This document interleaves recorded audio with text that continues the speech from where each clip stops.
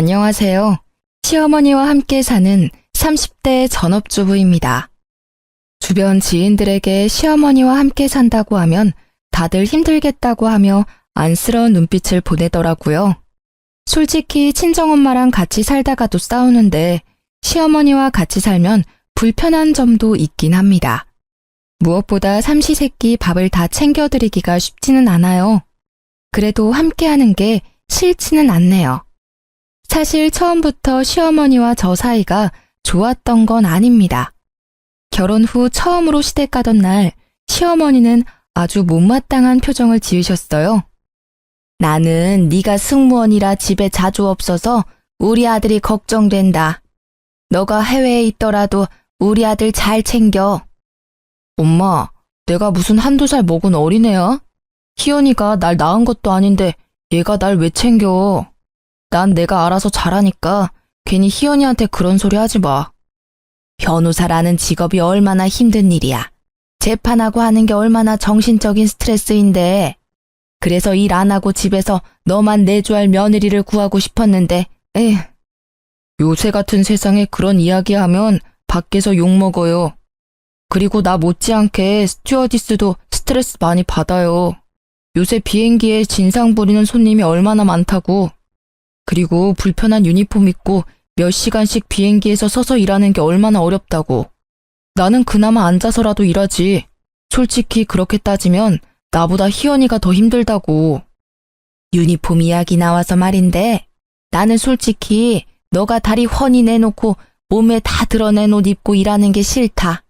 꼴사납게 그게 뭐니?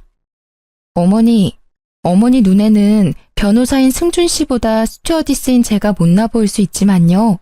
저는 제 일에 자부심을 느끼고 아주 즐겁게 일하고 있어요.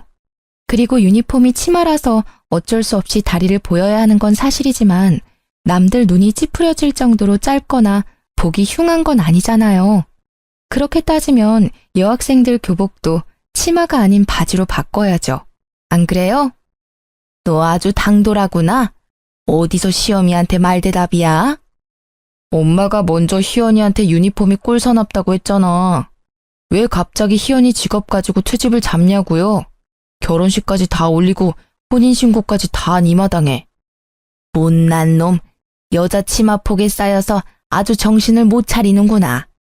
내가 너를 그렇게 키웠어? 아주 희연이 전현이 내 아들 제대로 훈련왔어. 이승준, 너가 이러면 이럴수록 나는 희연이를 더 괴롭게 할 거다. 다시는 내 앞에서 희연이 편들지 마. 시어머니는 남편에게 화를 버럭 내고는 방에 들어갔습니다. 시어머니 뒷모습을 보니 앞으로 결혼 생활이 심히 걱정되었어요. 역시나 시어머니는 틈만 나면 제게 시어머니 노릇을 하려고 시도했습니다. 어쩌다 한 번씩 시댁에 가면 주방 일은 당연하다는 듯이 다 제 몫이었고 남편 잘 챙기라는 잔소리를 들어야만 했어요. 그나마 다행인 건 스튜어디스 업무 특성상 명절이라고 쉬는 게 아니었고 스케줄도 일정하지가 않아서 시어머니를 자주 보지 못했습니다. 그래서 힘들고 기분 상해도 그냥 참고 있었어요. 자주 보는 사이도 아닌데 굳이 싸울 필요는 없잖아요. 무엇보다 남편이 중간 역할을 잘해줘서 제가 굳이 시어머니와 다툴 일이 없었답니다. 그러던 어느 날이었어요. 막 비행을 마치고 사무실에서 쉬는데 시어머니한테 전화가 왔습니다. 너는 며느리란 게 얼굴 보기도 힘드냐? 남들은 며느리랑 손잡고 쇼핑도 가고 영화도 보러 가고 맛있는 음식 먹으러 간다던데 나는 이게 뭐냐? 항상 절 볼 때마다 벌레 보는 듯한 표정을 지으시던 시어머니가 며느리와 시간을 못 보낸다고 신세한탄을 하는데 조금 어이가 없었습니다. 속으로는 영화 보러 같이 가자고 해도 싫어하실 거 아니냐고 말하고 싶었지만 비행이 막 끝나 피곤해서 굳이 통화를 길게 하고 싶지는 않았어요. 어머니, 다음에 저 쉬는 날에 같이 영화도 보러 가고 해요. 그런데 무슨 일로 전화하셨어요? 시어미가 며느리한테 전화도 못하냐? 영화는 바라지도 않는다. 네가 좀 바쁜 몸이니?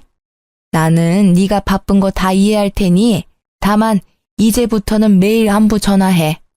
그래도 가족인데 생사는 확인해야 하지 않겠어? 매일 안부 전화요? 그래. 매일 보겠다는 것도 아니고 핸드폰으로 전화 한 통 하자는데 싫냐? 싫은 건 아니지만 스케줄이 낮에만 있는 게 아니고 밤에도 있어서 힘들 것 같은데요. 게다가 해외에 나가 있으면 시차 차이 때문에 저는 낮이지만 어머니는 밤일 수도 있고요. 상관없어.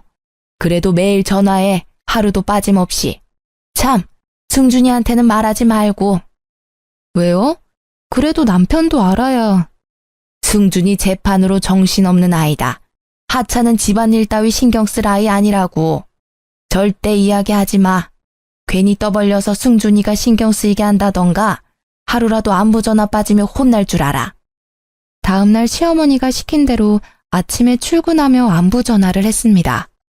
그래, 말 들으니까 보기 좋구나. 아침에 출근하면서 우리 아들 밥은 먹였니? 승준 씨 아침에 밥 먹으면 소화가 안 된다고 해서 미숫가루에 토스트 정도만 해서 먹어요. 그래서 오늘도 미숫가루 먹고 출근했어요. 무슨 소리야?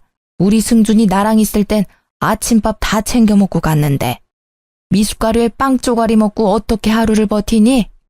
너는 네가 해외에 나가 있을 동안 승준이를 못 챙기면 한국에 있을 때만이라도 밥을 잘 챙겨야 할 거 아니냐? 우리 승준이 어디 아프기라도 하면 어쩌려고? 승준 씨가 어머니와 같이 살았을 때 하도 먹고 가라고 해서 어쩔 수 없이 먹긴 했는데 온종일 속이 더부룩해서 고생했다고 하더라고요.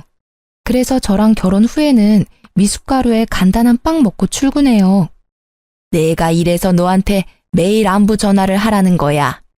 승준이 머리 쓰는 일이라 스트레스도 많을 텐데 그리 부실하게 먹어서 걱정되는구나. 어제 저녁 때는 승준이 뭐 먹였어? 승준 씨가 어제 늦게 끝나고 와서 간단히 치킨 시켜 먹었는데요. 치킨을 시켜 먹어? 가게에서 어떤 기름에다가 튀긴지도 모르는 그런 음식을 먹였단 말이야? 그깟 치킨 그냥 닭 한 마리 사다가 기름에 튀기면 되는 거를 왜 굳이 사다 먹여? 그래서 우리 승준이 힘이 나겠니? 안 되겠다. 오늘 내가 사골 끓여서 집에 가마. 내일 아침부터 승준이 사골국에다가 말아서 밥 잘 먹여라. 알겠니? 그날 밤 시어머니는 정말로 사골국을 한솥 끓여서 왔지만 남편은 좋아하지도 않는 사골국을 왜 끓여왔냐고 하더라고요. 당연히 남편은 다음날 사골국을 먹지 않았습니다. 그 뒤로도 매일 안부 전화를 했고 그때마다 시어머니는 아들 걱정뿐이었어요. 며칠 뒤 그날은 런던 비행 스케줄이 잡힌 날이었고 시차 때문에 전화 못할 수도 있어서 시어머니한테 미리 말했습니다. 시차는 무슨 상관없다. 오늘 다른 나라 도착하자마자 꼭 전화해라. 솔직히 네가 거기서 다른 남자를 만나 불륜을 저지를 수도 있잖아. 나는 널 못 믿으니 목소리라도 들어야겠다. 시어머니의 말도 안 되는 억지에 기분이 확 상했습니다. 그렇게까지 절 못 믿겠다고 하시니 한국 시각이 몇 시가 되든 간에 도착하자마자 전화해야겠다는 생각이 들었어요. 한국에서 런던까지 12시간가량 비행을 마치고 한숨 돌리니 런던 현지 시각이 오후 7시였고 곧바로 안부 전화했더니 받지 않았습니다. 그때 한국 시각은 새벽 3시, 깊은 잠을 잘 시간이었거든요. 그냥 끊으려다가 시어머니의 막말이 떠올라 다시 전화를 걸었습니다. 이번에는 잠에 취한 목소리로 전화를 받더라고요. 지금 몇 시인데 전화질이야? 어머, 한국은 새벽인가 봐요. 여기 런던은 오후 7시거든요. 어머니, 저 지금 도착했다고 전화 건 거예요. 이제 숙소에서 짐 풀고 자려고요. 한 번 안 받으면 자는가 보다 하고 말아야지. 왜 2번이나 해서 사람 잠을 깨워? 겨우 잠들었는데. 제가 다른 남자 만나 불륜 저지르면 어떡하냐고 하셨잖아요. 걱정이 너무 크셔서 전화했어요. 제 걱정 때문에 잠도 제대로 못 주무시나 봐요. 숙소에는 여자 스튜어디스만 있으니까 제가 불륜을 저지른다는 걱정하지 마세요. 아유, 내가 말을 말아야지. 시어머니는 전화를 끊었고 그 뒤로 다시는 전화하라는 말은 하지 않았습니다. 어느덧 결혼한 지 2년이 되었고 그 무렵 대유행 바이러스가 전 세계로 퍼졌어요. 해외여행이 중단되면서 스튜어디스 대부분이 해고당했고 저 역시 마찬가지였습니다. 게다가 신혼집 전세가 만기가 되었고 집주인이 들어와 산다고 해서 집을 새로 구해야만 했어요. 그런데 집값이 너무 비싸고 저까지 해고당해서 경제적으로도 힘들었습니다. 다시 새로운 일을 구하려 했지만 경기도 어렵고 코로나라는 상황 때문에 사람을 새로 뽑는 곳이 거의 없었어요. 이렇게 막막한 날들을 보내던 중 남편이 진지하게 할 말이 있다고 하며 다가왔습니다. 요새 엄마가 많이 우울해하셔. 혼자 계셔서 더 걱정도 되고. 그래서 말인데 우리 전세도 끝났고 집값이 너무 비싸서 구하기도 힘든 상황이니 엄마랑 같이 사는 건 어때? 사실 시어머니는 아들 부심이 아주 대단했습니다. 시아버지는 남편 어릴 때 돌아가셨고 시어머니 혼자 남편을 키워서 변호사를 만든 거였거든요. 다행히 시어머니 집안이 원래 잘 살아서 혼자 키워도 경제적인 어려움은 없었다고 들었습니다. 반면 저는 부모님이 두 분 다 돌아가셨어요. 제가 중학교 때 엄마가 병으로 돌아가시고 아빠는 저와 남편이 연애할 때 돌아가셨습니다. 그래도 아빠가 회사 생활을 열심히 하셔서 경제적으로 부족하지는 않았어요. 이렇게 부모님이 두 분 다 계시지 않고 제가 남편처럼 사짜 가진 직업을 가지지 못해서 시어머니는 계속 절 탐탁지 않게 생각했거든요. 이런 상황에서 남편이 같이 살자고 하니 고민이 돼서 쉽게 말을 하지 못하고 있었습니다. 물론 당신이 힘들기는 하겠지만 내가 중간 역할 잘할게. 그동안 시어머니가 구박할 때마다 남편이 먼저 화를 내고 아닌 건 아니라고 딱 잘라주었습니다. 그래도 어쩌다 한번 보는 것과 같이 사는 것은 많이 다르잖아요. 고민이 되더라고요. 진지하게 생각해 볼게. 아무래도 며느리가 시어머니랑 같이 산다는 게 쉽게 결정할 문제는 아니잖아. 맞아, 절대 쉽지 않지. 그런데 금전적으로나 여러 가지 상황으로나 이게 아무래도 가장 좋은 길인 것 같아서 나는 당신 의견을 전적으로 따를 테니까 잘 고민하고 알려줘. 그 뒤로 합가 문제로 몇 날 며칠 고민했고 결국 합가를 결심했습니다. 당장 돈이 없기도 하고 무엇보다 시어머니가 매일같이 남편에게 전화해서는 우울하다며 울더라고요. 제가 부조리한 상황에서 참고만 사는 성격도 아니고 남편도 중간 역할 잘하겠다고 하니 남편 믿고 시댁에 들어가게 되었죠. 그렇게 처음으로 시댁에 들어간 날 시어머니는 같이 살게 돼서 좋다며 음식을 많이 준비해 놨더라고요. 그런데 밥과 국을 시어머니 본인과 남편 것 이렇게 딱 2인분만 준비한 거 있죠? 어머니, 왜 제 밥과 국은 없어요? 나이 들어봐라. 맨날 하던 밥도 제대로 못하겠다. 그리고 내가 너 밥이랑 국도 차려줘야 하니? 밥통도 비워졌고 저기 쌀도 있으니까 네가 알아서 해 먹어라.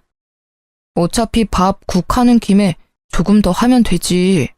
그리고 내 밥은 차려주면서 며느리 밥은 왜 못 차려줘? 며느리 옆에 있다고 구박하거나 뭐라고 하지 마. 남편은 자리에서 일어나 밥그릇과 국그릇을 가져와 자신의 밥과 국을 덜어주었습니다. 그래서 저도 같이 먹기 시작하는데 시어머니가 고기와 같은 반찬을 다 남편 쪽으로 밀어넣더라고요. 보니까 제 앞에는 김치뿐이었고 남편 앞에는 고기에 제철 나물에 생선 반찬이 있었습니다. 엄마, 나도 팔 다 닿아. 식탁 모서리에 있어도 내가 팔 뻗어서 먹을 수 있다고. 도대체 왜 그래? 며느리 왔으니까 무슨 시어머니 노릇이라도 하겠다는 거야? 왜 희연이는 먹기 힘들게 모든 반찬을 다 내 앞에다가 놓냐고. 이게 아들을 생각하는 엄마 마음이다. 니는 아직 네 자식 안 낳아봐서 몰라. 내 자식 고기 한 점, 생선 한 점이라도 먹이고 싶은 내 마음이라고. 넌 알지도 못하면서. 엄마가 이러면 너무 부끄러워. 그러니까 이러지 마. 만약에 계속 이러면 나 희연이 데리고 월세방이라도 들어가서 살 거야. 알겠어요? 알았다, 알겠어. 아유, 너 무서워서 괴롭히겠냐?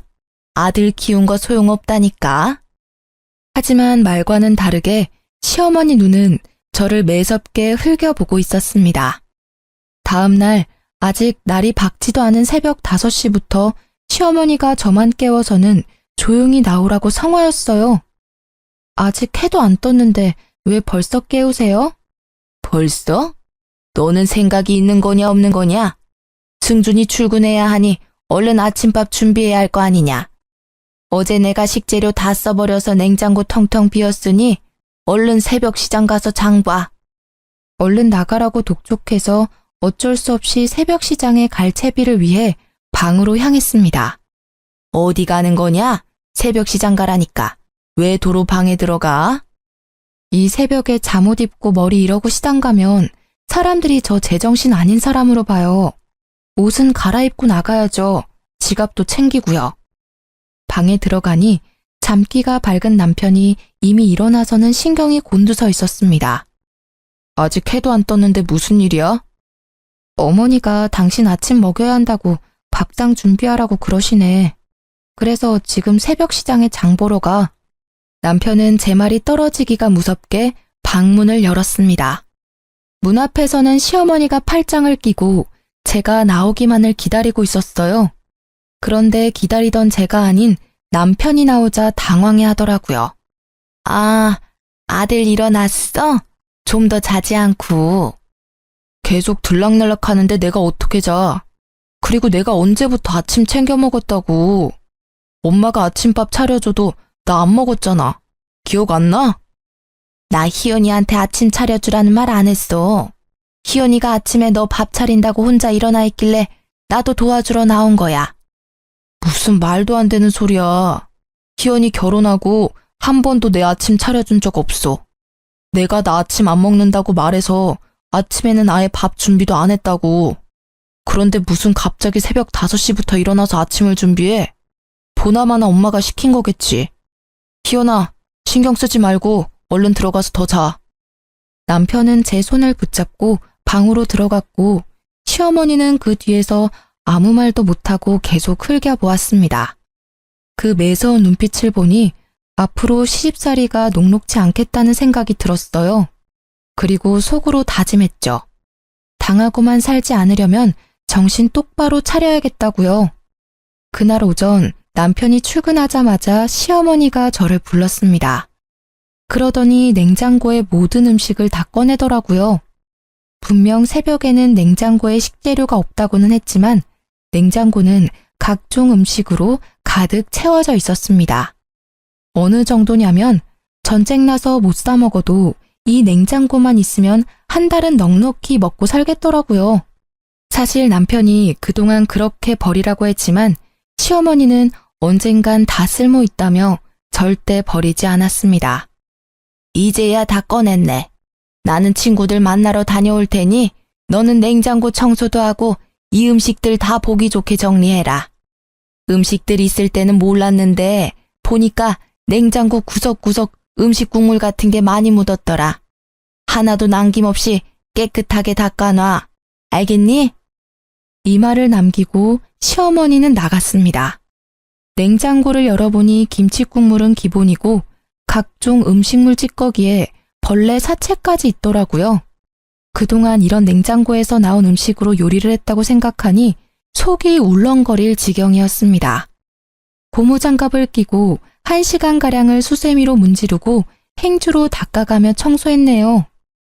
그리고 다시 식재료들을 넣으려는데 식재료들이 하나같이 먹을 수 없는 음식들이었습니다. 언제 산지도 모르는 돌덩이 같은 김밥, 뚜껑만 열어도 신냄새가 코를 찌르는 김치, 색이 이미 이상하게 변한 나물까지 뭐 하나 제대로 쓸만한 게 없어 보였어요. 어차피 먹을 수도 없으니 음식물 쓰레기로 버려버렸습니다. 그렇게 정리를 마치고 간단히 라면으로 아침 겸 점심을 먹었어요. 그날 오후 시어머니가 식재료를 한가득 들고 왔습니다. 내가 시킨 일은 다 했어? 냉장고 검사 좀 하자. 냉장고 문을 연 시어머니는 화를 내기 시작했습니다. 냉장고가 왜 텅텅 비었어? 다 버린 거야? 너 내가 일 시켰다고 반항해? 반항이 아니라 아무리 봐도 제가 보기엔 먹을 수 없어 보이던데요. 돌덩이 같은 김밥에 완전 신김치에 나물도 다 상해서 버렸죠. 왜 못 먹어? 다 먹을 수 있었어. 생각이 아무리 없어도 그렇지 귀한 음식들을 죄다 내다 버리면 어떡하니? 이렇게 음식 다 버리면 벌 받아. 상하고 오래된 음식을 누가 먹어요? 그거 먹었다가는 식중독 걸리고 장염 걸려요. 절대 먹으면 안 된다고요. 야, 너보다 내가 더 요리 많이 했어. 내가 더 잘한다고. 그런 음식 먹어도 괜찮아. 안 죽어.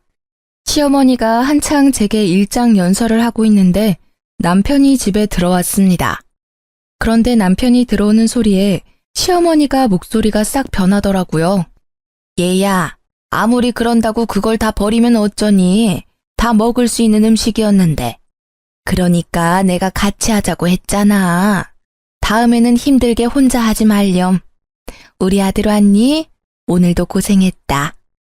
불과 몇 초 전까지만 해도 절 쥐잡듯이 잡던 시어머니가 갑자기 나긋해지는데 뮤지컬 지킬 앤 하이드의 한 장면을 보는 줄 알았습니다.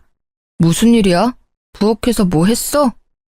내가 잠깐 외출한 사이에 기특하게도 희연이가 냉장고 청소를 다 해놨지 뭐니.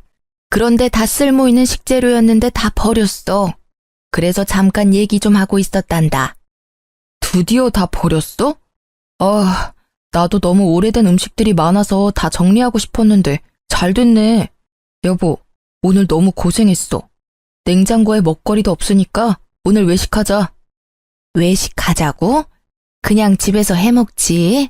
뭐 안 그래도 내가 집에 오는 길에 장도 다 봐왔어. 그냥 장 본 거로 해서 먹자. 희연이랑 나랑 우리 아들 좋아하는 구절판에 갈비찜 하려고 했는데. 오늘 희연이 고생했잖아. 그리고 지금 손이 많이 가는 구절판을 하면 언제 먹고 언제 치워? 그냥 오늘 장 본 건 내일이나 다음에 먹고 오늘은 외식해요. 여보, 가자.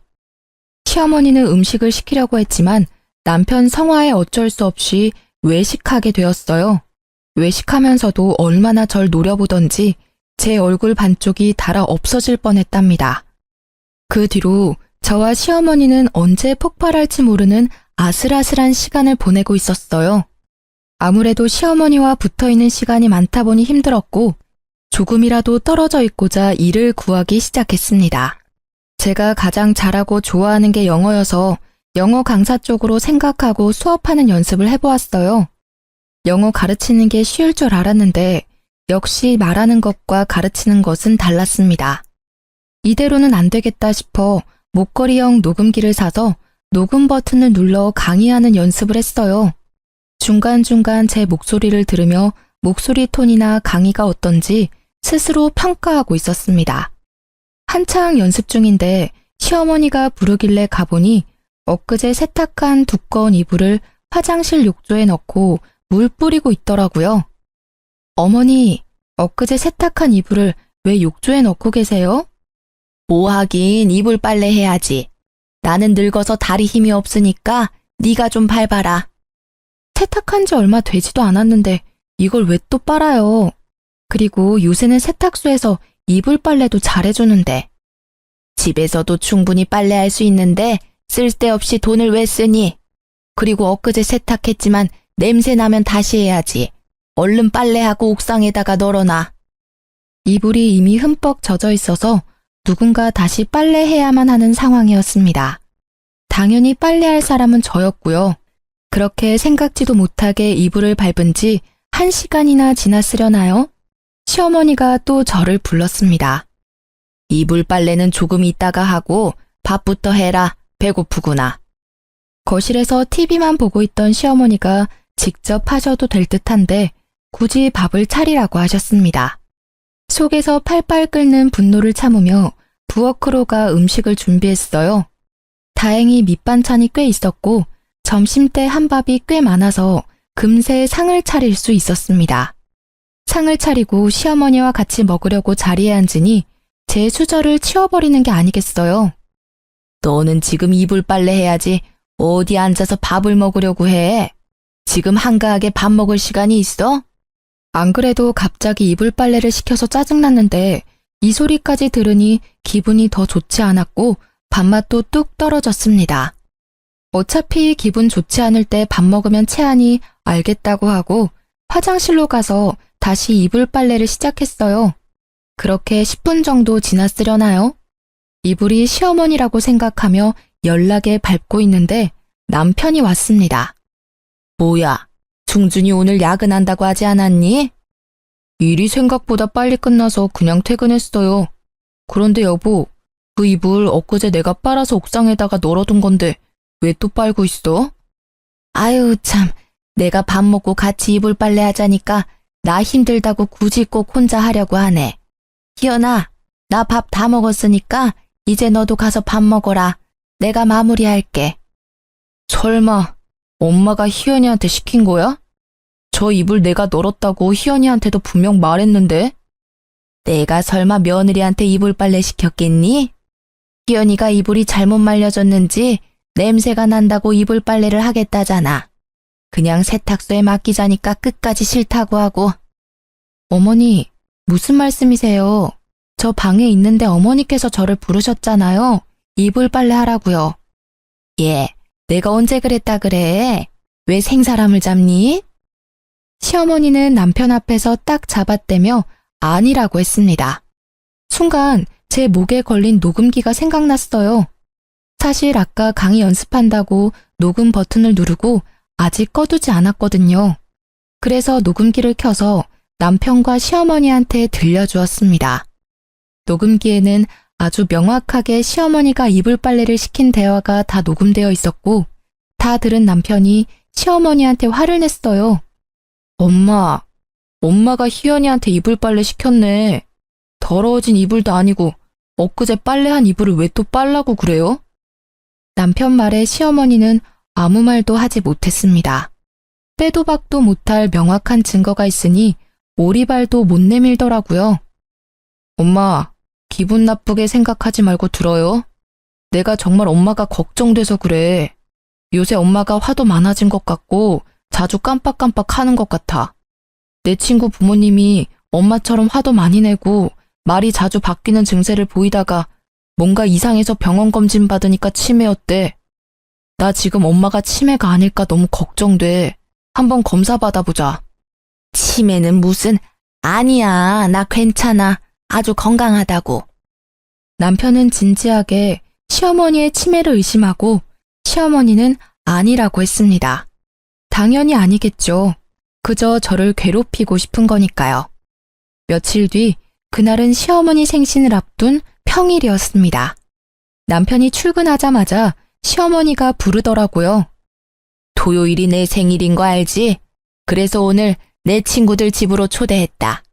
점심때 온다니까 음식 준비해라. 오늘이요? 저 음식도 잘 못하는데 그걸 지금 말씀해 주시면 언제 준비해요? 그래서 내가 장은 다 봐놨어. 냉장고에 보면 갈비찜이랑 구절판, 잡채, 나물, 삼색전 할 수 있도록 식재료 다 있다. 지금부터 준비하면 딱 맞게 끝나겠네. 어머니, 전 정말 못해요. 그냥 배달시켜요. 솔직히 제가 잘하지도 못하는 요리에서 어머니 부끄러워지느니 그냥 깔끔하게 배달시키는 게 낫잖아요. 시간도 절약되고요. 배달 같은 소리 하고 있네. 야, 집에 다들 오겠다는 이유가 뭔데? 며느리 손맛 보고 싶어서 그런 거 아니야. 그런데 배달시켜 먹는 게 말이 돼? 그럴 거면 그냥 나가서 사 먹고 말지. 헛소리 집어치우고 요리 시작해. 시어머니 성화에 어쩔 수 없이 알겠다고 했습니다. 그래서 음식을 하기는 했는데 간을 잘 못 맞추겠더라고요. 뭔가 짠 것 같기도 하고 싱겁기도 한 것 같은 게 도무지 뭘 어찌 해야 할지 몰랐습니다. 어차피 이 음식들은 시어머니와 친구들이 드시니까 시어머니한테 간을 부탁했어요. 어머니, 제가 도무지 간을 못 맞추겠네요. 간 좀 한번 봐주시겠어요? 너는 전업주부라는 애가 기본적인 간도 못 보면 쓰냐? 갈비찜에는 간장 좀 더 넣고 나물에는 소금 좀 더 넣어라. 그리고 국은 또 왜 이리 짜? 물 좀 더 넣어. 잠시 후 시어머니 친구들이 집에 왔고 긴장되는 마음으로 상을 차렸습니다. 걱정이 되긴 했지만 시어머니가 간을 봤으니 괜찮으리라 생각했어요. 그런데 한 입씩 맛보던 시어머니 친구들이 오묘한 표정을 지었습니다. 갈비찜은 좀 짜네. 국은 또 싱겁고. 음식이 왜 이러지? 그래? 맛이 좀 이상하긴 하네. 얘, 너 도대체 간을 어떻게 한 거야? 전업주부가 이깟 간 하나 맛깔나게 못 맞추면 뭐하러 사니? 똑바로 못해? 시어머니는 친구들 말에 민망했는지 괜히 큰 소리를 내셨고 아침부터 열심히 일했지만 오히려 욕만 얻어먹은 저는 화가 났습니다. 이거 다 어머니가 직접 간 보신 거잖아요. 저는 어머니가 하라는 대로 했는데요. 뭐야? 네가 잘못해놓고 왜 나한테 뒤집어 씌워? 뒤집어 씌우는 게 아니라 맞는 말을 한 것뿐이에요. 저는 애초에 음식 잘 못한다고 했고 그래서 어머니가 직접 간을 보신 거잖아요. 이 년이 지금 어른들 앞에서 두 눈 똑바로 뜨고 대들어? 시어머니는 화를 이기지 못하고 식탁에 있던 구절판과 갈비찜을 그대로 저한테 부어버렸습니다. 다행히 갈비찜이 뜨겁지는 않았지만 갈비찜 소스가 눈에 들어가서 눈이 따가웠어요. 그래서 눈도 제대로 못 뜨고 걷다가 실수로 국을 시어머니 친구의 옷에 쏟아버렸습니다. 야, 너 정신 안 차려? 어떻게 내 친구 옷에 국을 쏟아? 어머니가 갈비찜을 제 얼굴에 부어서 그러는 거잖아요. 그러게 왜 갈비찜을 붓고 난리세요? 예, 희자야. 이러다가 며느리 잡겠다. 난 괜찮으니까 신경 쓰지 말고 그만해. 아니야. 이런 버릇없는 년은 아주 혼쭐을 내야 해. 그만하라고. 이러면 내가 미안해지잖아. 며느리야, 난 괜찮으니 신경 쓰지 말고 일단 너 얼굴 먼저 닦아라. 아니다. 우리 그냥 돌아가야겠어. 오늘은 날이 아닌 것 같네. 희자야, 우리 다음에 따로 보자.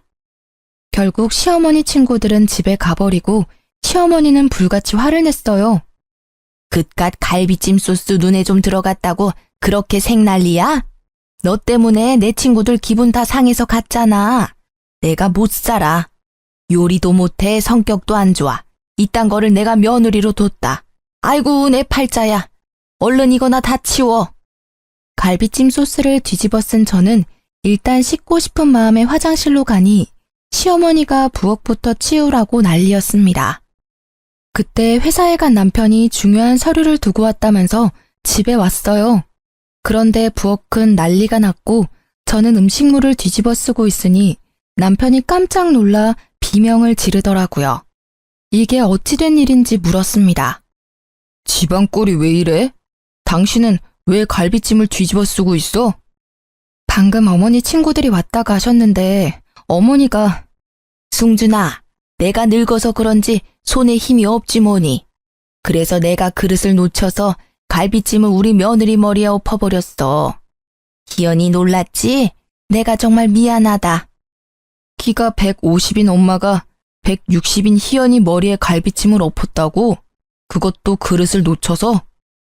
남편은 고개를 갸우뚱하더니 부엌 구석으로 갔습니다. 사실 남편은 일이 바빠서 집에 자주 오지 못하는데 치매 의심 증상이 있는 시어머니를 옆에서 볼 수 없으니 걱정이 많았어요.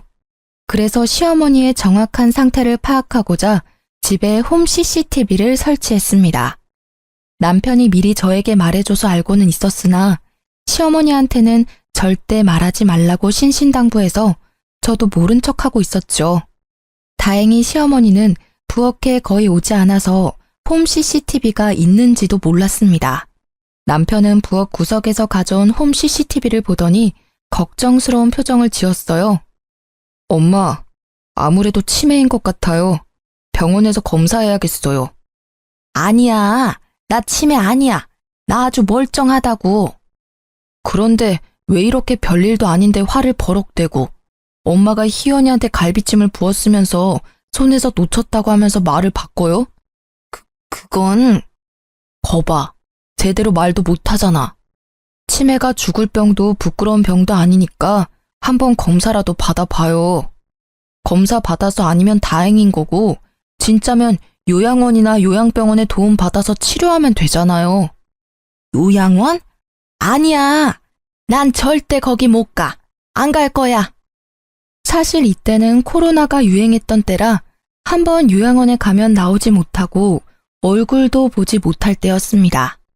게다가 시어머니 친구 중에 한 분이 요양원에서 돌아가셨는데 코로나도 걸려서 제대로 된 장례식도 못 치렀어요. 그래서 시어머니는 절대로 요양원은 못 간다고 했고 남편은 상태가 심각하다고 가야 한다고 했죠. 한참을 이야기하다가 일단 남편은 다시 사무실로 갔고 시어머니는 홈 CCTV를 부셔버렸습니다. 너는 이딴 게 있다는 걸 왜 이야기 안 했어? 아니에요. 저도 이게 있는지 몰랐어요. 승준 씨가 혼자 생각해서 한 일인걸요. 물론 알았지만 남편이 시켰던 대로 몰랐다고 딱 잡아댔습니다. 며칠 뒤 토요일, 그날은 시어머니 생신이었고 선물로 고급스러운 스카프를 준비했어요. 그리고 새벽부터 생일상을 차리려는데 남편이 본인 엄마 생신이니 본인도 같이 하겠다고 하더라고요. 사실 요리하는 걸 좋아하는 남편인지라 저는 밑재료만 준비하고 실질적으로 미역국을 끓이고 간을 맞춘 건 남편이었습니다. 우리는 오붓하게 같이 요리하며 생일상을 차리고선 시어머니를 깨웠어요. 시어머니는 상에 차려진 미역국을 한술 뜨더니 숟가락을 딱 내려놓았습니다. 희연아, 국 간이 이게 뭐니? 이게 미역국이니? 그냥 미역이랑 물 섞어 놓은 거지. 아직도 간을 이렇게 못 맞추니? 엄마, 국 이상해? 이거 내가 한 건데. 네가? 네가 왜 내 미역국을 끓여? 엄마 생일이니까 아들인 내가 끓였지. 원래 매년 엄마 생일 때마다 내가 미역국 끓였잖아. 기억 안 나요? 그때야 희연이 제가 해외 나가 있을 때고 지금은 며느리가 집에 있는데 네가 왜 내 미역국을 끓여? 당연히 며느리가 끓여야지. 김희연, 너 설마 내 미역국 끓이기 귀찮아서 우리 아들 시켰어? 아니에요, 어머니. 저는 혼자 준비하려고 했는데 승준 씨가 굳이 같이 하겠다고 해서요. 그리고 아시겠지만 저는 간을 잘 못 맞추잖아요. 저보다는 남편이 간을 잘 맞추니까 미역국도 끓인 거죠. 맛이 없으세요? 전 맛있는데. 그게 아니라 밖에서 일하느라 몸도 마음도 힘든 애가 집에서도 주방일 하는 건 아니지 않니? 승준이가 미역국을 끓인다고 해도 너가 생각이라는 게 있으면 당연히 말려야 하는 거 아니냐고. 어머니, 승준 씨가 매일 주방일 하는 것도 아니고 오늘 딱 하루인데 너무 걱정하시는 거 아니에요? 맞아, 엄마. 내가 뭐 매일 집안일해? 엄마 생일이라서 하루 한 거잖아. 그리고 엄밀히 따지면 피 한 방울 안 섞인 며느리가 미역국 끓이는 것보다 아들인 내가 미역국 끓이는 게 맞지. 안 그래? 시어머니는 표정이 확 일그러지더니 아무 말 없이 밥을 먹었습니다. 아침을 먹은 뒤 시어머니한테 제가 준비한 스카프를 드렸고 다행히 예쁘다고 했어요. 그날 오후 남편은 방에서 잠깐 일하고 있고 저는 화장실에 갔다가 나오는데 시어머니가 선물한 스카프를 들고 저를 몰래 불렀습니다. 그러더니 아주 작은 목소리로 속삭이듯이 말했어요. 스카프가 이게 뭐니? 너는 이 스카프가 예쁘다고 생각해? 네가 한번 이 스카프 둘러봐라. 보는 눈이 촌스러워서는. 시어머니는 제 목에 스카프를 두르더니 거칠게 양끝을 당겼습니다. 힘이 세지는 않았지만 그래도 양끝을 당기니 목이 살짝 졸려서 캑캑댔어요. 그런데 그때 방에서 일하던 남편이 나왔습니다. 지금 이게 뭐 하는 짓이에요? 아니, 그게 아니라. 엄마 진짜 미친 거예요? 왜 목을 졸라요? 도대체 왜 그래요, 왜? 이래도 엄마가 멀쩡하다고요? 지금 엄마 하는 행동을 봐봐요. 대체 왜 아니라고 우기시는 거예요? 그게 아니라, 아들아, 내 말 좀 들어봐. 오해야. 그러나 남편은 이미 화가 나서 시어머니 말을 들으려 하지 않았어요. 화가 난 남편은 방에 들어가더니 외출 준비를 했습니다. 다들 외출 준비해. 엄마 생일이니까 교회로 나가서 이야기하자. 어디로 가는지 궁금했지만 남편 얼굴이 얼음장보다 차가워서 저나 시어머니나 아무 말 못하고 남편을 따라 나설 수밖에 없었습니다. 그렇게 차를 타고 간 곳은 웬 요양원이었어요. 요양원엔 왜 온 거니? 여기 내 친구 아버지가 운영하는 요양원이에요. 엄마가 말도 자주 바뀌고 난폭해지는 게 아무래도 치매 같아서 요양원 알아봤어요. 그럼 날 여기에 보내겠다는 거야? 어떻게 멀쩡한 어미를 버리니? 요새 요양원에 한번 들어가면 죽어서야 나온다던데 난 절대 못 간다. 엄마를 버리려는 게 아니라 의학적인 도움을 받으려는 거예요. 엄마 요새 너무 이상해. 말도 수시로 바뀌고 자주 거칠게 행동하잖아. 조금 전만 해도 엄마가 희연이 목도 조르고 이게 다 치매 초기 증상이래. 나중에 중증 치매로 발전하기 전에 여기서 도움 받자. 아니야, 아니라고.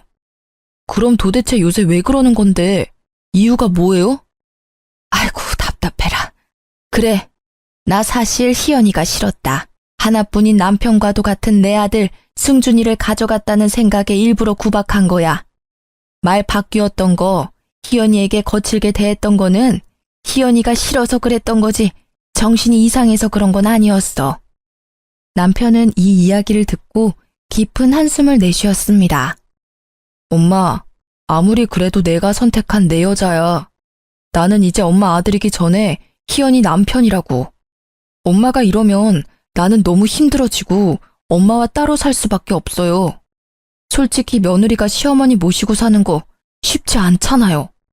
그런데 그 힘든 일을 군말 없이 희연이가 해줬어. 나는 희연이 아니었으면 이렇게 엄마랑 같이 못 살았을 거야. 그러니까 구박하지 말고 잘 좀 해줘. 만약에 또 이러면 나는 이제 엄마 안 보고 살 수밖에 없어요.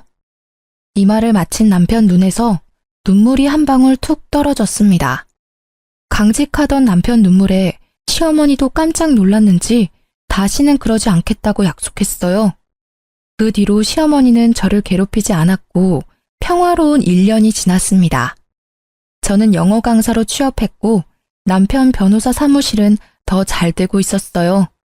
시어머니도 운동과 취미 활동을 하며 건강히 생활하고 계십니다. 그리고 지난주 시어머니 생신이 있었어요. 이번에는 남편이 일이 많아 새벽부터 저 혼자 시어머니 생일상을 차렸습니다. 이걸 너 혼자 다 차린 거니? 정말 고생 많았다.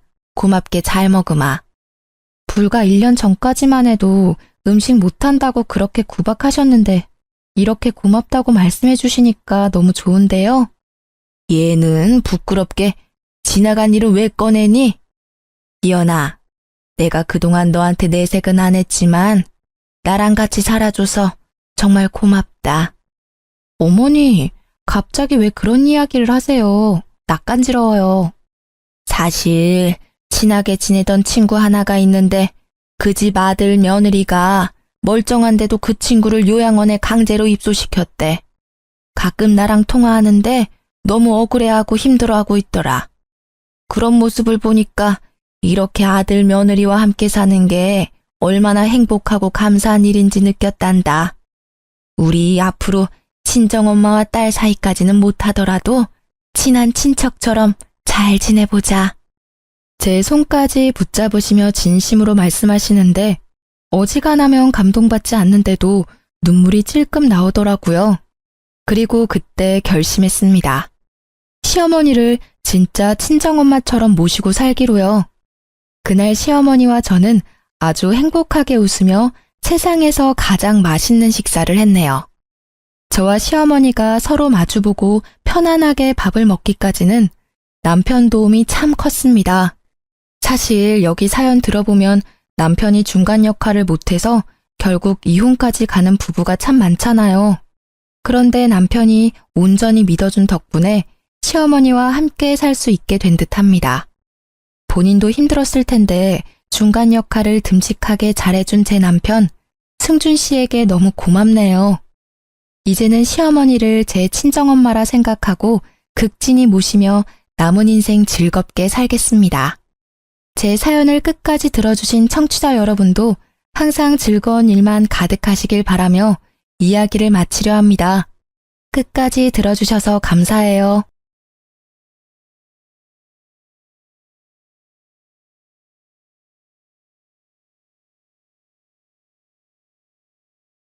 안녕하세요. 저는 미취학 남자 아들 둘을 키우고 있는 30대 초반 여성입니다. 아이들을 유치원에 보내고 혼자 집에서 사연들을 들으며 같이 울고 웃는 게 낙이었는데 이렇게 제 사연을 보내니까 많이 떨리네요. 그래도 혼자만 생각하고 덮기에는 화가 많이 나는 이야기다 보니 여러분들에게 하소연 겸 털어놓고 싶어져 사연을 보내봅니다. 저는 20대 초반 어린 나이에 남편을 만나서 30대가 될 때까지 우여곡절도 있었지만 그래도 성실하고 알뜰하게 살아왔어요. 남편은 저보다 나이가 8살 많은데 사실 제가 집안 형편이 어려워 고등학교만 졸업하고 남편이 하는 고깃집에서 알바를 오래 했거든요.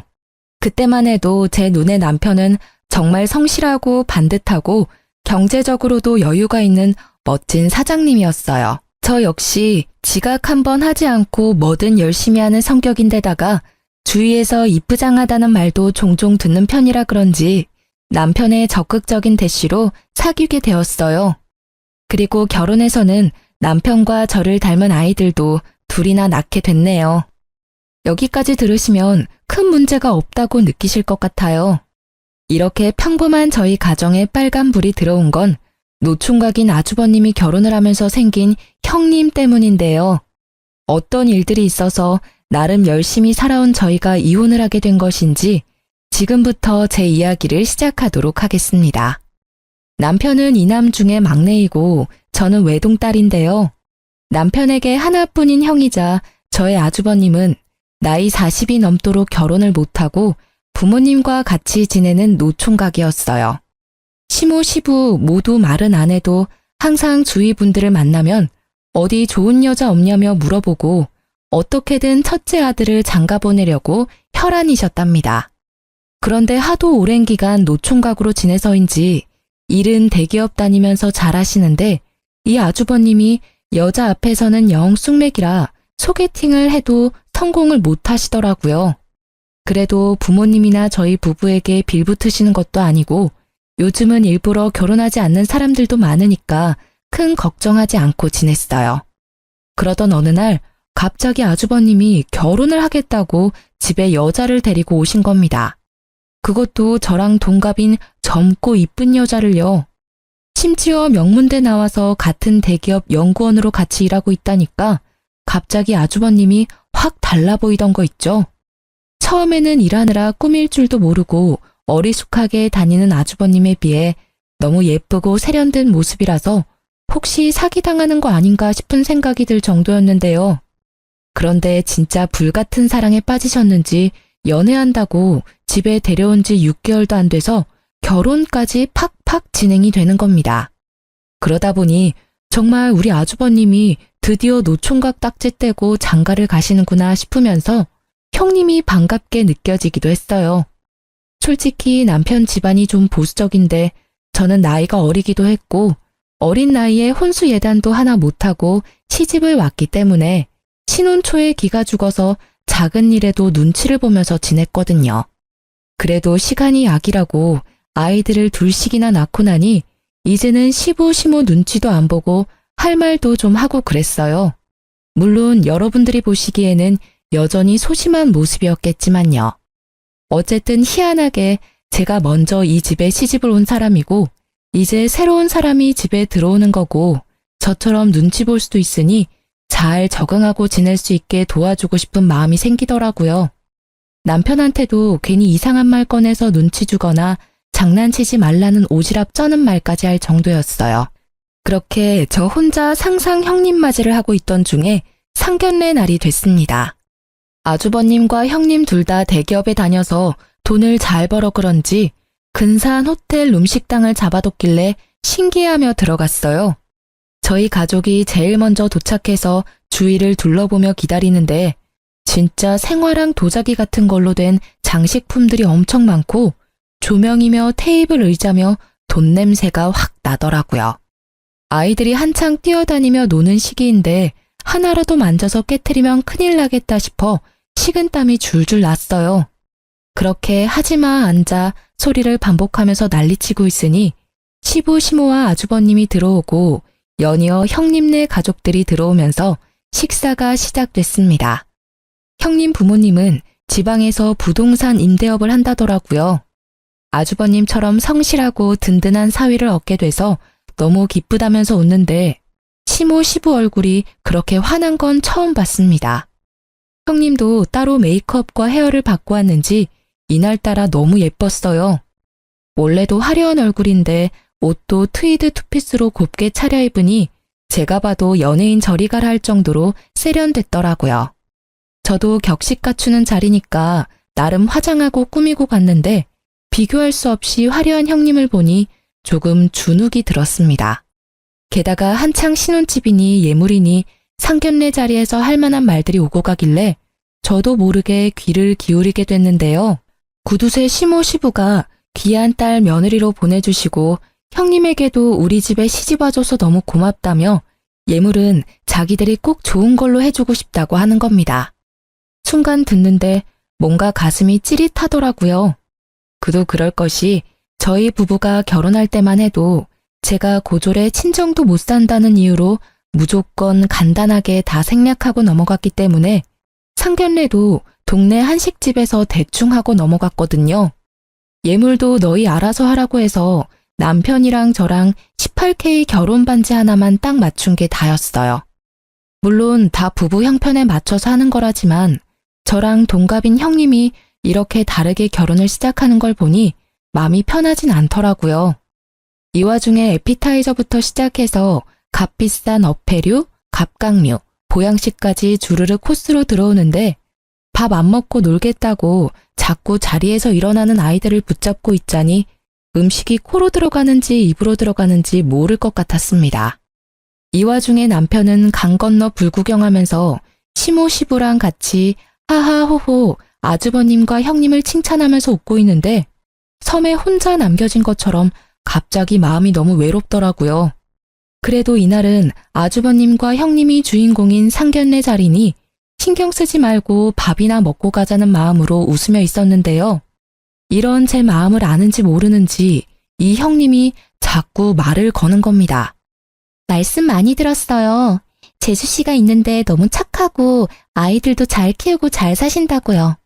저랑 나이가 같다고 들었는데 제가 뭐라 불러야 할지. 아이고, 나이가 무슨 상관이야. 네가 손윗 사람인데. 아가, 네가 동서라고 부르고 둘째 너는 형님이라고 부르면 된다. 알겠지? 친하게 지내는 것도 좋지만 동갑이라고 예의에 어긋나면 안 된다. 사부인, 제가 중간에서 교통정리를 잘할게요. 너무 염려하지 마세요. 중간에서 툭툭 끼어드는 시모가 너무 얄미웠어요. 그래도 좋은 자리니까 참을인을 마구 마음속에 새겼죠. 그런데 시모보다 더 짜증나는 건 눈치 없는 형님이었어요.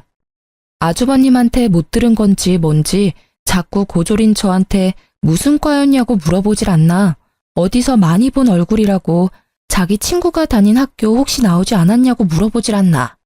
그냥 슬슬 넘어가려고 했는데 굳이 꼬치꼬치 따져서 제 입에서 결국 고졸이라는 말이 나오게 하는 겁니다.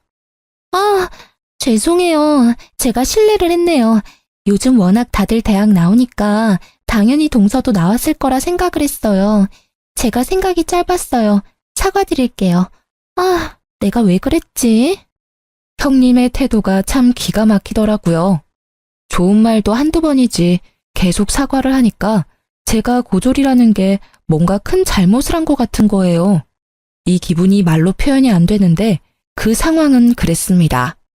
살면서 제가 고졸이라는 것에 대해 큰 불편함이나 부끄러움은 없었어요. 제가 대학교를 가지 않았다고 해서 열심히 살지 않은 건 아니니까요.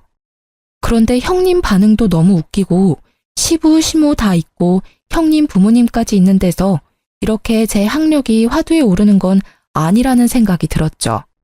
그래서 남편한테 중간에서 중재 좀 하라고 눈치를 줬는데 들은 척도 안 하고 밥만 먹고 허허 웃고 있는 거예요. 순간 얼마나 짜증이 나던지 명문대 나온 형님이랑 고졸인 제가 동갑이라는 이유만으로 이렇게 묶여서 마음이 불편해지는 게 진짜 너무 싫고 화가 났어요.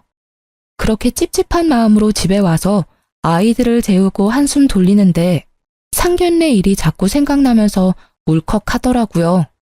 그래서 남편한테 얘기 좀 하자며 맥주 한 캔을 땄습니다. 여보, 오늘 어땠어? 아주버님이랑 형님 상견례 말이야. 어떠긴 뭐가 어때. 사돈 뗄 분들 인상도 좋은 것 같고, 지방에서 그 정도 사업할 규모면 돈도 좀 있는 것 같고, 우리 형 이제 인생 좀 피나 잘 됐다, 이런 생각 들지. 나는 오늘 너무 짜증났어. 알아? 나 혼자 애들 둘 데리고 낑낑대면서 밥도 잘 못 먹고 난리인데 당신은 혼자 밥 잘 먹고 웃고 떠들고 행복해 보이더라? 그리고 그 여자 아주버님이 말해서 뻔히 아는 거 아니야? 나 고졸인 거. 거기서 내 얘기가 왜 주가 되는 건데. 너무 웃기지 않아? 아, 몰랐겠지. 당신 이렇게 민감하게 구는 거 자격지심이야. 그리고 누가 밥 먹지 말랬어? 그러니까 내가 애들 장모님한테 맡기고 가졌잖아. 자기가 꾸역꾸역 애들 데리고 가놓고는 왜 나한테 그래? 맨날 무보수로 우리 엄마한테 애 맡기는데 미안하지도 않아 당신은? 내가 용돈 좀 드리자니까 당신이 한사코 말렸잖아. 엄마 허리도 아프고 손목도 아프고 애들 보느라 안 아픈 데가 없대. 우리 엄마 아빠도 그렇거든? 나이 들면 다 그래. 화가 나서 남편한테 상견례 때 짜증났던 일들을 말하다 보니까 평소에 남편에게 쌓였던 불만들이 같이 터졌어요. 남편이랑 고깃집을 같이 보느라 아이들 둘을 친정엄마가 자주 봐주셨는데 남편이 워낙 짠돌이라 눈치를 주는 탓에 용돈 한 푼 맘 편하게 챙겨드리지 못해 죄송했거든요. 그러다 보니 순간 나도 이렇게 살아서는 안 되겠다 싶고 형님처럼 대기업에 취직하지는 못하더라도 경제적으로 자립을 좀 해야겠다는 생각이 들었습니다. 그래서 학교 다닐 때부터 관심은 많았지만 형편 때문에 못했고 결혼해서는 아이들을 키우느라 미뤄두었던 파티쉐 공부를 해야겠다고 선언을 해버렸죠. 제 말에 남편은 쓸데없는 데 돈 쓰지 말고 가게 일이나 더 열심히 하라고 했지만 자극받은 저를 말릴 순 없었습니다. 평소에 아이들 등원시키고 가게 나가기 전에 쉬던 오전 시간에 학원을 다니면서 저도 제 삶을 좀 열심히 꾸려보기로 했어요. 시간이 흘러 어느 날 명절이었습니다. 형님은 일이 있어서 당일에 온다면서 저보고는 전날에 와서 음식할 리스트를 알려주더라고요. 너무 익숙한 일이라 애들 데리고 또 가서 낑낑대며 요리를 했어요. 그래도 첫 명절이라 형님이랑 아주버님이 선물을 많이 사왔더라고요. 얼핏 봐도 명품 쇼핑백들이 한가득이라 돈 꽤나 썼네 싶었습니다. 원래 아주버님은 명품의 명자도 모르는데 형님 취향이 잔뜩 반영된 선물이구나 생각이 들었죠. 그렇게 제가 만든 음식으로 올린 다과상을 받아들고 가족들이 모여서 오손도손 이야기를 나누더라고요. 그것까지는 아무 상관이 없었는데 형님이 가족들에게 선물을 하나하나 나눠주면서 현타가 세게 왔습니다. 이상하게 제게 주는 가방이 제일 크더라고요. 시모랑 시부가 그걸 보고 너무 돈 많이 쓴 거 아니냐면서 걱정할 정도였고 저도 뭔가 싶어 조금 설렜어요. 그런데 선물의 정체를 알고 진짜 찝찝한 마음이 들더라고요. 형님이 조심스럽게 꺼낸 건 중고 명품 가방이었는데요. 다른 가족들에게는 홍삼이니 보약이니 명품 가방에 스카프를 줘놓고 저한테는 자기가 몇 번 안 든 거라면서 중고 가방을 준 거였습니다. 물론 저도 압니다. 명품은 중고라도 값어치 있다는 거. 그런데 잘 모르는 제가 봐도 손잡이며 바닥이며 흠집도 많고 떼탄 부분도 많아서 가치가 없겠더라고요. 아무리 좋은 거라고 해도 남이 쓰던 거라면 찝찝해하는 게 제 성격인데 상태도 완전 좋은 게 아니니까 싫었어요. 그래서 선뜻 받지를 않고 있으니까 형님이 눈치를 채더라고요. 아, 동서랑 잘 어울릴 것 같아서 들고 온 건데 제가 진짜 몇 번 안 쓴 거예요. 싫으세요? 제 스타일이 아니라서. 아니에요, 형수님. 이 사람이 명품 볼 줄 몰라서 그래요. 이거 딱 봐도 몇백 하는 거잖아요. 고마워요, 잘 쓸게요. 당신은 명품인데 무슨 스타일을 따지고 그래. 잘 알지도 못하면서. 왜 그래? 나는 취향도 없어. 형님, 마음은 감사한데 제가 쓸 일이 잘 없을 것 같아서 그래요. 감사히 받은 걸로 할게요. 둘째, 그만해라. 애써 신경 써준 사람 무한하게 받지도 않고 뭘 받은 걸로 한다 그러니? 그리고 헝거 줬다고 그러는 것 같은데 첫째가 나한테 미리 물어봤어. 그래서 내가 너는 알뜰해서 괜히 비싼 거 새 거 주면 부담스러워서 싫어한다고. 그냥 쓰던 거 헌 거 줘도 된다고 내가 그랬다. 괜히 오해하고 그러지 말어. 아니, 어머님, 저 오해 안 해요. 그런데 제가 무슨 헝거를 좋아해요? 저 알뜰한 건 맞는데 새 것도 좋아해요. 왜 그런 말씀을 하셨어요? 진짜 얼척이 없더라고요. 이야기가 커지니까 중간에서 아주버님이 당황해서 가방을 주섬주섬 들어 챙기는데 괜히 죄송하기까지 했어요. 형님은 또 계속 저한테 죄송하다고 그러는데 저만 또 중간에서 쓸데없이 예민한 사람 된 것 같고 다른 가족들 보기에도 민망해서 못 앉아 있겠더라고요. 그래서 가방 주시라고 잘 쓰겠다고 하고 받아뒀어요. 그래도 마음이 답답해서 잠시 바람 좀 쐬고 오겠다면서 아이들을 데리고 근처 놀이터에 가서 좀 놀아주고 왔는데요. 저보고 헝거 좋아하니까 헝거 주라고 말했다는 심호도 화났지만 그 상황에서 대놓고 저에게 면박을 주던 남편이 더 짜증났습니다. 생각해보면 제가 알뜰하게 살게 된 것도 항상 없는 형편이니 아껴 써라 말하면서 저를 옥죄던 남편과 시댁 때문이었거든요. 그렇게 최저가 검색하면서 아끼고 살아야 되는 건가 보다. 친정이 못 사는 건 안 아끼고 살아서 그런 건가 보다. 어느새 이런 생각을 하면서 제 스스로를 구두쇠로 만들고 있었던 거였죠. 그렇게 10년 가까이 살다 보니까 저는 새 거 말고 헌 거 좋아하는 사람이 되어 있는 게 너무 어이없지 않나요? 그러면서 정작 자기들은 새 걸로 다 선물을 받고 이 집에서 저만 헌가방을 선물 받는다는 건데 아이러니하더라고요. 그래도 어쩌겠나 내가 선택한 결혼인데 싶어 마음을 추스렸어요. 그런데 짜증나는 일은 여기서 끝이 아니더라고요. 한동안 아이들이랑 시간을 보내고 다시 시댁으로 들어갔더니 아주버님네가 일 때문에 먼저 간다며 현관을 나서고 있었어요. 형님은 저를 보고 거듭 미안하다며 인사를 하는데 오히려 분위기를 깬 것 같아 제가 미안했다고 인사치레를 했습니다. 그러다 우연히 손을 보는데 홍삼 세트가 들려있는 겁니다. 시모가 명절에 집으로 돌아갈 때마다 선물을 줬기 때문에 이번에는 홍삼 선물이구나. 우리도 저거 받겠네 생각했어요.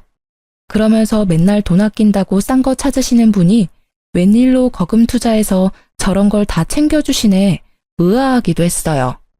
그런데 아주버님네가 집으로 돌아간 이후에 남편과 아이들이랑 저녁까지 먹고 일어나는 저에게 시모가 대뜸 치약 세트를 주는 겁니다. 순간 이게 뭐지? 싶어서 쳐다보고 있으니 시모가 입을 열었어요.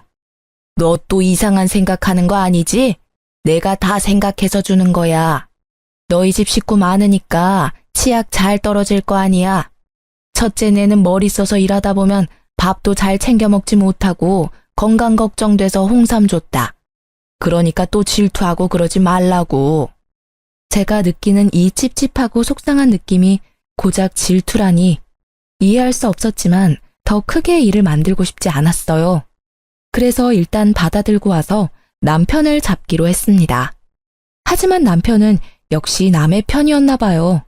제가 아무리 대놓고 우리를 차별하는 거 아니냐고 속상하다 말해도 오히려 동서는 노총각 형을 데리고 간 귀한 사람이니 자기 엄마가 그렇게 부둥부둥 해줄만 하다면서 저보고 더 오래 시모랑 살아봤으니 무조건 이해를 하라는 겁니다.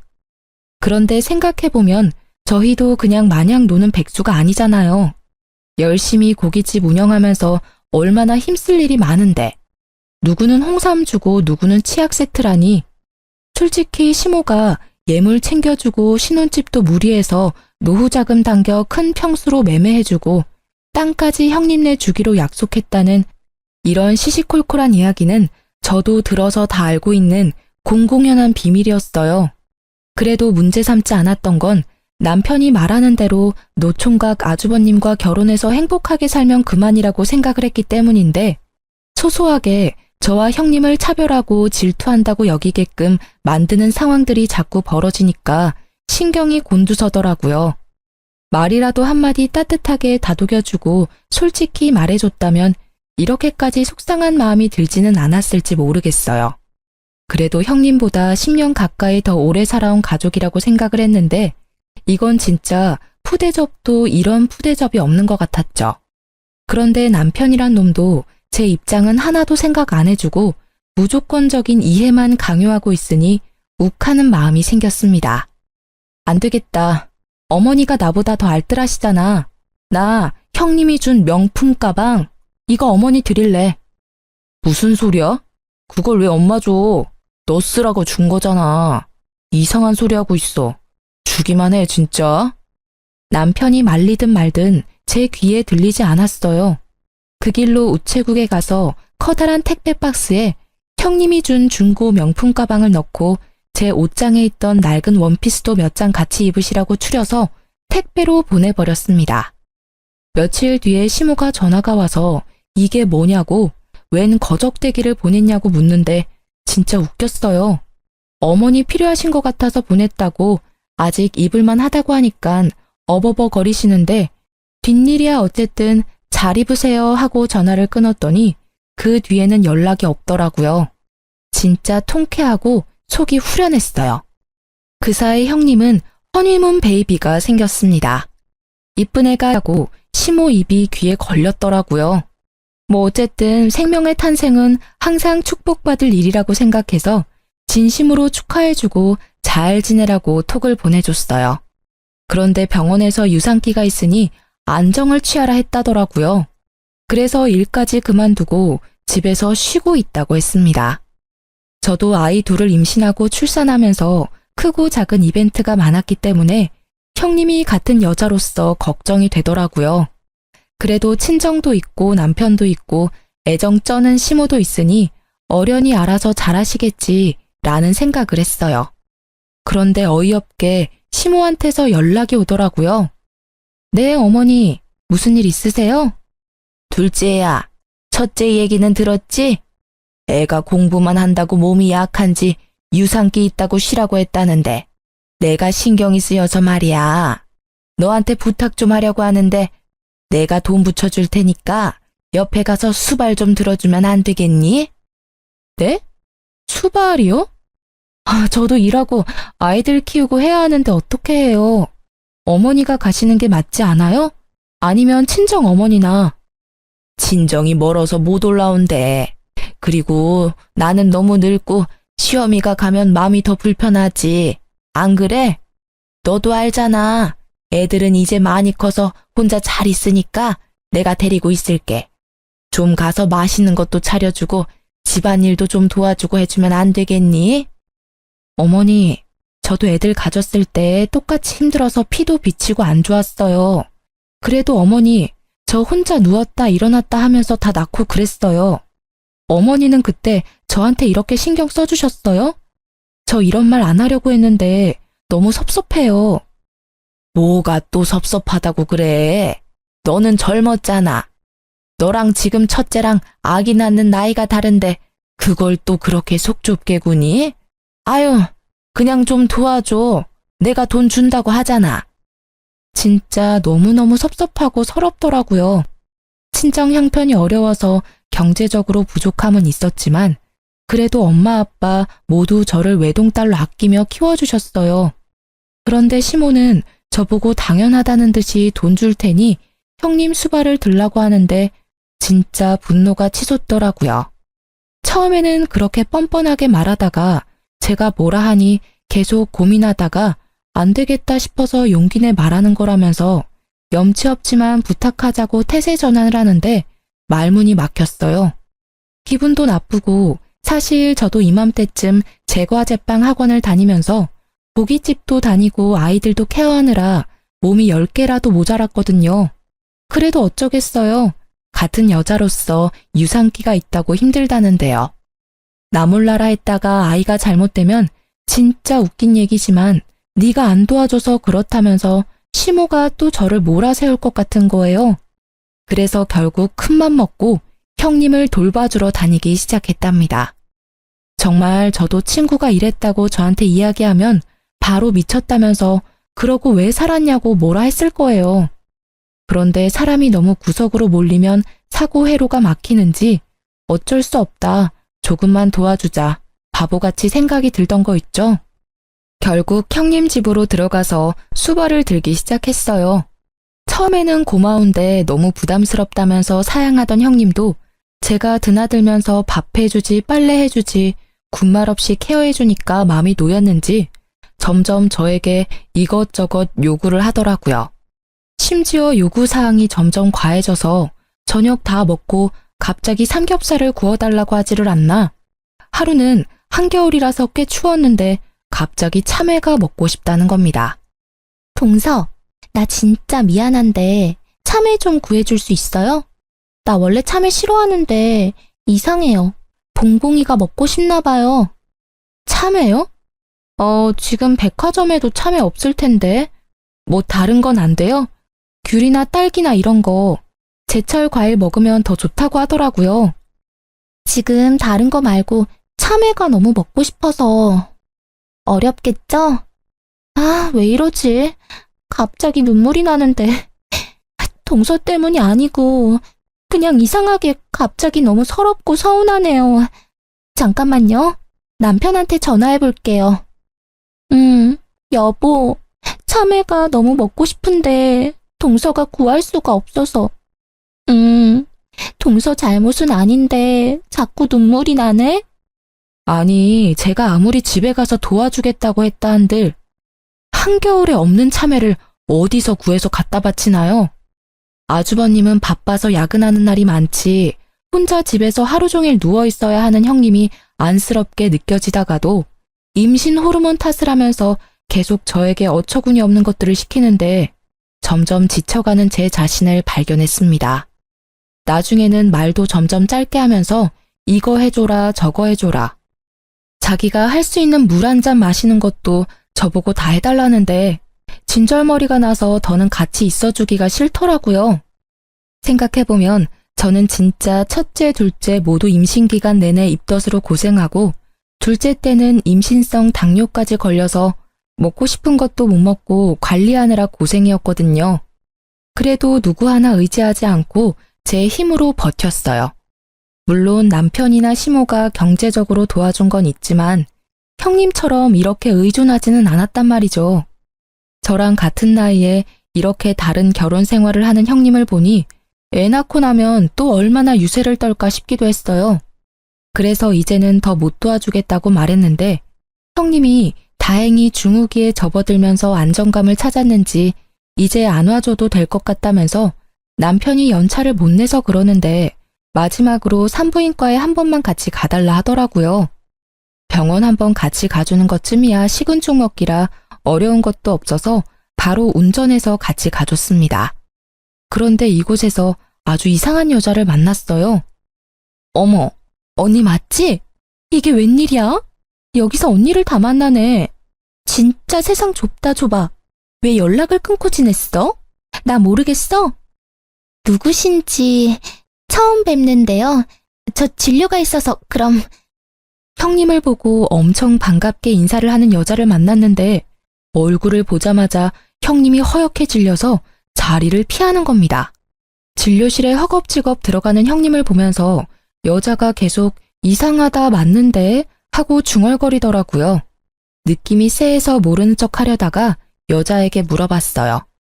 혹시 저희 형님을 아세요? 어떻게 아시는 거예요? 아, 예전에 제가 같이 일했던 언니랑 너무 닮아서요. 본인이 아니라니까 아닌 것 같기도 한데. 그런데 목소리까지 너무 닮았는데 신기하네요. 사람이 이렇게까지 똑같이 생길 수가 있나? 그래요? 혹시 명문대 나오셨어요? 아니면 땡땡전자 다니세요? 아니요. 아, 저분은 명문대 나와서 땡땡전자 다니시나 봐요. 에이, 그럼 제가 아는 사람은 절대 아니겠네요. 사람 잘못 봤나 봐요. 저 아는 사람은 그런 데 다닐 위인이 아니거든요. 천천히 일해서 돈 버는 건 절대 못해요. 한 번에 확 당겨야지. 제가 초면에 별 얘기를 다 하네요. 그럼 안녕히 가세요. 1, 2분 정도의 짧은 대화였지만 제 뇌리에 그 여자가 확 박혔어요. 여자의 감이라는 거 다들 공감하시죠? 형님이 자기가 아는 사람이 아닐 거라 얘기는 하는데 눈빛이며 손짓이며 형님이 들어간 진료실을 빤히 바라보며 웃는 그 여자의 얼굴에는 뭔가 무언의 확신이 있었어요. 진료실을 나온 형님도 주위를 두리번거리며 아까 그 여자는 갔냐면서 재차 묻더라고요. 아는 사람도 아닌데 왜 그렇게 신경을 쓰냐니까. 요즘 하도 세상이 흉흉해서 찝찝해서 그런다고 웃어넘기는데 살짝 떨리는 입꼬리가 너무 이상했습니다. 그렇게 집으로 돌아왔는데 아이들이랑 밥을 먹을 때에도 제과제빵 학원에서 수업을 배울 때에도 고깃집 일을 도와줄 때에도 계속 그 여자의 웃는 얼굴이 머릿속에 떠올라 일이 손에 안 잡혔어요. 잘 사는 아주버님을 생각하면 그러지 말아야 하는데 자꾸 확인을 한번 제대로 해보고 싶더라고요. 그래서 제가 아는 인맥을 총동원해서 형님의 뒤를 캐봤습니다. 그런데 결과가 아주 충격적이었어요. 아주버님과 같은 대기업 연구원이라고 했던 형님은 사실 대기업에 들어간 적은 있지만 서류를 조작한 이력서를 내서 입사 2주 만에 쫓겨나고 명문대도 중퇴였더라고요. 심지어 과거 SNS 기록을 뒤지니 대학교 다닐 때 스폰을 받은 이력도 있는 꽃뱀이나 다를 바 없었습니다. 이제야 인사한 지 6개월 만에 번갯불에 콩 구워 먹듯이 빨리 진행된 결혼이 이해 갔습니다. 오래 질질 끌었다가는 시모 시부 귀에 진실이 들어갈까 두려웠던 거겠죠. 사실을 알게 된 이상 저는 가만히 있을 수가 없었어요. 저 혼자 감당하기는 힘들어서 남편에게 바로 털어놨죠. 그랬더니 들은 척도 안 하면서 TV나 영화를 너무 많이 본 거 아니냐고, 정신에 병이 있는 거 아니냐면서 저를 타박하는 겁니다. 물론 그럴 수 있다. 나도 믿기지 않는다. 그런데 사실이다. 이거 우리만 알고 덮으면 시모시부 농락하는 것밖에 안 된다고 말씀드려야 한다고 해도 자기 형수 모함하지 말라고 화를 벌컥 내더라고요. 그래서 바로 시모에게 전화해서 사실을 알렸습니다. 나서지 말까 싶기도 했지만 정황상 아주버님은 사실을 모르고 결혼하셨으니까 가족이라면 모른 척해서는 안 되고 그럴 수도 없었어요. 그런데 시모는 제 이야기를 듣더니 남편과 똑같이 제가 질투에 눈이 멀어 제정신이 아니라면서 결정적 증거를 들고 오라고 고래고래 소리를 지르는 겁니다. 제가 100번 양보해서 형님을 질투하고 미워했다면 그렇게 임신해서 힘들어하는 형님에게 가서 수발을 들었을까요? 일부러라도 그런 말이 듣기 싫어서 짜증나고 화가 나도 꾹 참고 형님 앞에서는 티내지 않고 잘 지내려고 했습니다. 그런데 저만 갈수록 이상한 사람이 되니까 너무 답답했어요. 그래도 다들 이렇게까지 진실이 아니라고 하니 그래, 나도 모르겠다, 눈 감아버리자 하는 마음도 들더라고요. 내가 진짜 아주버님 친동생도 아니고 꽃뱀한테 털리면 자기들만 손해지 내가 손해인가?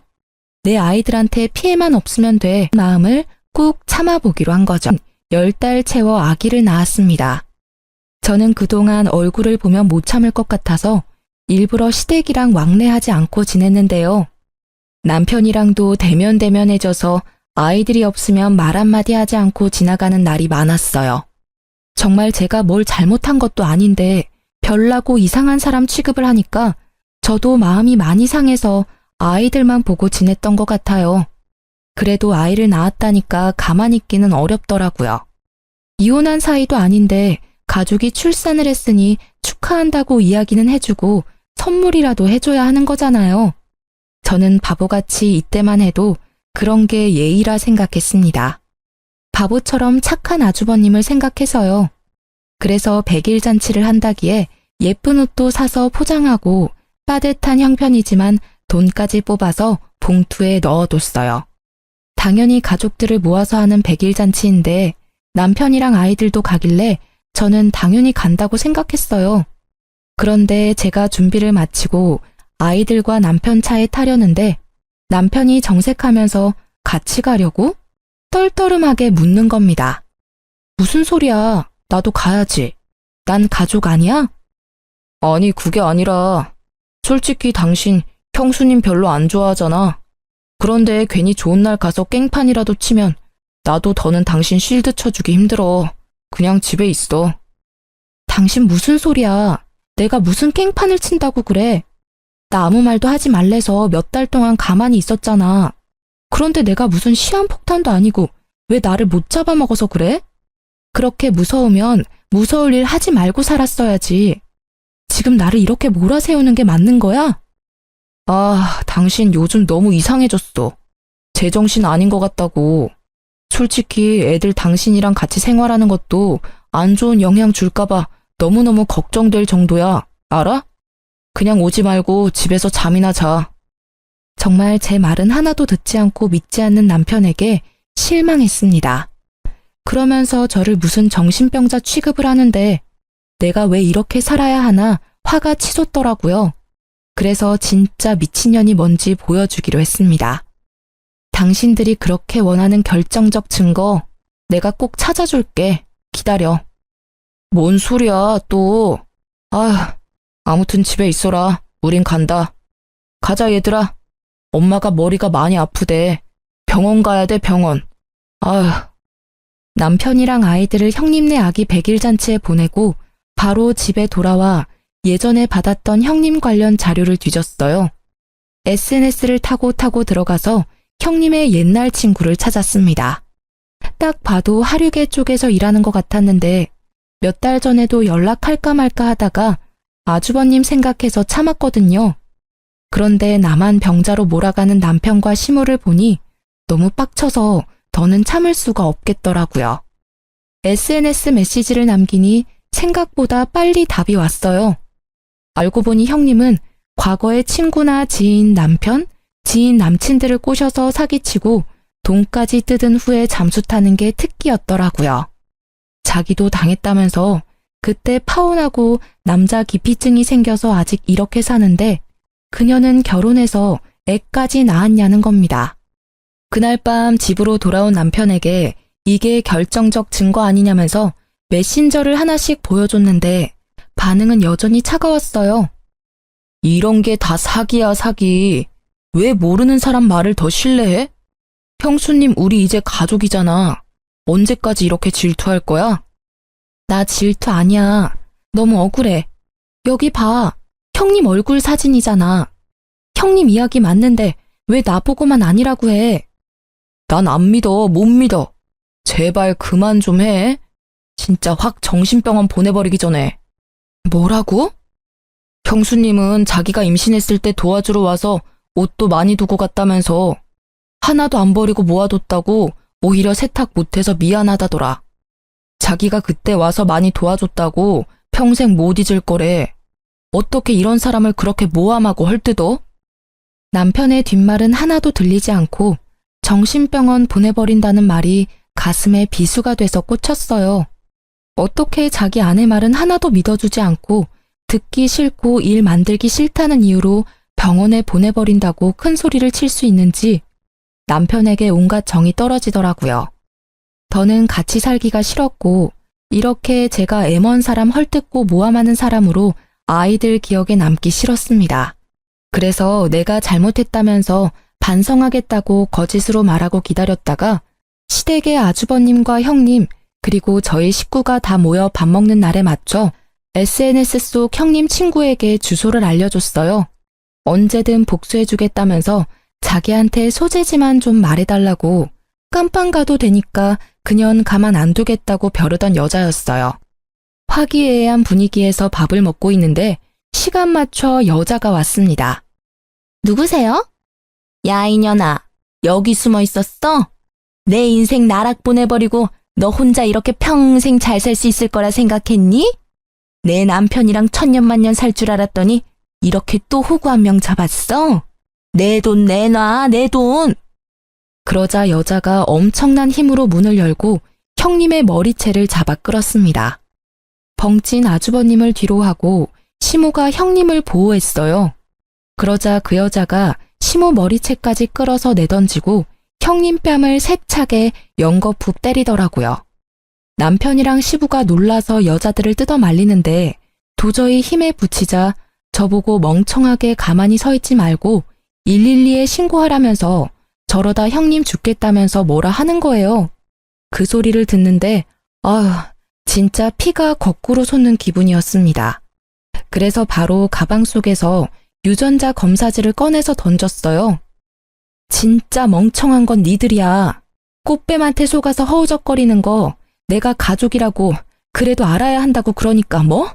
사람 정신병자 취급해놓고 결정적 증거를 가져와. 그래서 가져왔어, 결정적 증거. 어디 한번 천천히들 살펴보시던가요. 뭐라는 거야, 지금. 당신 진짜 미쳤구나? 이 여자가 그러더라고. 형님한테 쌓인 게 너무너무 많대. 자기가 깜빵 간다고 유전자 검사까지 다 도와줬어. 가족보다 낫지 않니? 내가 질투를 한다고?